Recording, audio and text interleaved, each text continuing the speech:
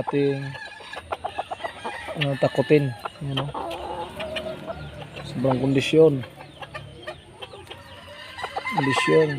yung kanon natin, kondisyon din yung mayahin natin, yung kimpang natin na hindi na maapak yung kabilang paa, hindi na niya maapak yung mayahin natin. Sobrang kondisyon mga master, pero di ko pa yan narinig dito sa na tumitilaok. Kaya talaga tumilaok dito, pero kondisyon ito lang talaga si Kano ang grabe sipag tumilaok dito sa tuwing umaga. At saka yung bago yan, at saka yung kimpang natin, yung alimbuyogin natin, yun yung mga sisipag manilaok sa umaga.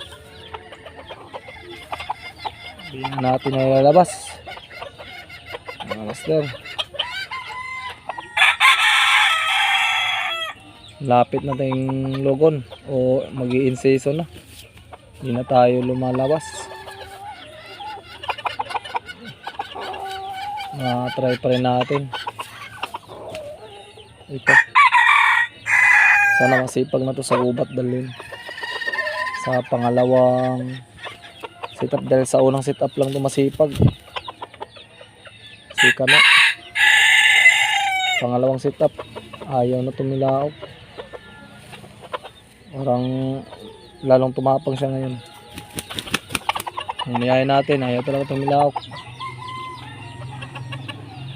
Yung alaga natin, linabas ko muna. Yung magong natin doon, ginagamot ko.